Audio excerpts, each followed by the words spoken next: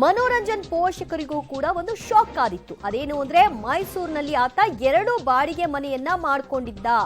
ಸದ್ಯ ಮನೋರಂಜನ್ ಸ್ನೇಹಿತ ಸಲೂನ್ ಸೂರಪ್ಪನ ಅಂಗಡಿಯನ್ನ ಬೀಗ ಹಾಕಲಾಗಿದೆ. ಸೂರಪ್ಪ ಜೊತೆಗೆ ಮತ್ತೊಬ್ಬ ಸ್ನೇಹಿತನಿಗೂ ಕೂಡ ಪೊಲೀಸರು ವಿಚಾರಣೆಯನ್ನ ನಡೆಸ್ತಾ ಇದ್ದಾರೆ.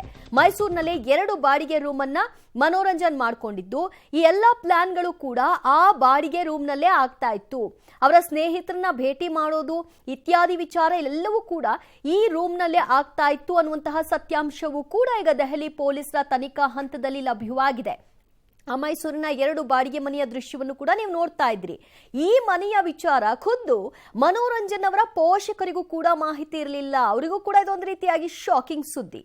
ಮತ್ತಷ್ಟು ಮಾಹಿತಿ ಪಡೆಯೋಣ ನಮ್ಮ ಪ್ರತಿನಿಧಿ ಕೆಪಿ ನಾಗರಾಜ್ರಿಂದ. ಕೆಪಿ ನಾಗರಾಜ, ಆತ ಬಹಳಷ್ಟು ಪ್ಲಾನ್ ಅನ್ನ ಮಾಡಿ ತನ್ನ ತಂದೆ ತಾಯಿಗಿಂದಲೂ ಕೂಡ ವಿಚಾರಗಳನ್ನ ಗೌಪ್ಯವಾಗಿ ಇಟ್ಕೊಂಡು ಪ್ಲಾನ್ ಅನ್ನ ರೂಪಿಸಿದ್ದ. ಈಗ ಒಂದೊಂದೇ ವಿಷಯಗಳು ಅವರ ಸ್ನೇಹಿತರಿಂದ ಹೊರಕ್ಕೆ ಬರ್ತಾ ಇದೆ.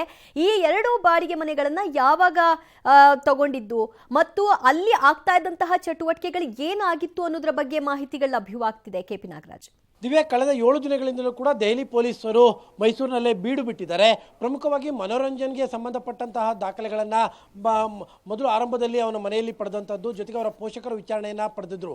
ಅದರ ನಂತರದಲ್ಲಿ ಒಂದೊಂದೇ ಲಿಂಕನ್ನು ಸ್ಪಷ್ಟಪಡಿಸ್ಕೊಳ್ತಾ ಇರುವಂಥ ದೆಹಲಿ ಪೊಲೀಸರು ಅವರ ಸ್ನೇಹಿತರ ಅಂದರೆ ಪ್ರಮುಖವಾಗಿ ಸಲೂನ್ ಸೂರಪ್ಪನ ಕಳೆದ 3 ದಿನಗಳಿಂದಲೂ ಕೂಡ ವಿಚಾರಣೆಯನ್ನು ನಡೆಸಿರುವಂಥದ್ದು.